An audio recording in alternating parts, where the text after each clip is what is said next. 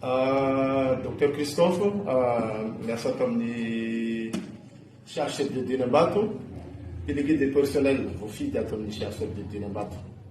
Raha ny zava-misy zany zao misy fitakina ataon'ny mpiara-miasa.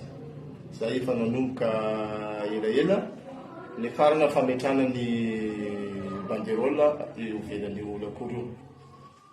Ny tsara fantatra dia efa nanomboka tanany 2023 zany le fitakina fanatsarana atao amin'ny CHRDD Nambato. Ary efa nanaraka rafitra tanatohatra, zany hoe manomboka ao amin'ny médecin chef, niakatra ary amin'ny médecin inspecteur, nandeha hatrany amin'ny DRS, amin'ny comité de gestion. Fa hatram'izao zany mpiasa rehetra zany dia mbola mahita fa tsisy fivoarana, fa tsy ilazany hoe ohatrany hoe tsisy miena. Tsy valiny mahafa-po zany.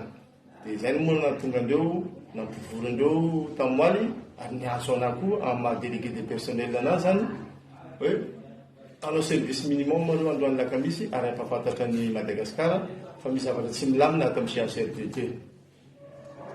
Dia ny amaranantsika azy, teny tsotra fotsiny. Vao tamoaly zany zao nisy mpiara-miasa anankiray, bénévole, izay mbola tratrany tsindro azo lena indray. Ka toy izao feo an'izay tsindro azo lena izay tamoaly, médecin chef-nay tsy mivadiny, niandry an'io mpiasa io teo amin'ny varavarana, fivoana efa andeha hody izy, dia nampitahorina, teny ohatran'izao nampiasan'le médecin chef-nay, zany le dokotera, fa ianao bénévole kely io, tsisy ilananao sady tsisy dikany ianao. Dia tsy nandeha niasa moa zany le bénévole satria natahotra izy, niantso fotsiny izy nampilaza taty ampiasana, zaho izy tsy afaka miasa fa matahotra zaho sao dia aniran'olona kapon'olona ato, fa zaho bénévole.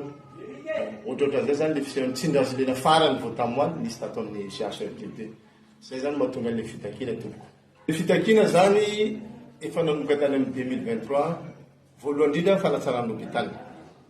Faharoa, fanatsarana fiarahamonina misy atao anatin'ny toeram-piasana. Fahatelo farany, efa tsisy tratra zay rehetra zay, dia nangataka fampiantona ny médecin chef atao amin'ny CHRDD zany ny mpiara-miasa. Dia mbola tsy tonga zay fangatana zay, na tonga fiafarana amin'izao fanaovana banderole sy fanombohan'ny grevy zay atao mpiara-miasa ato.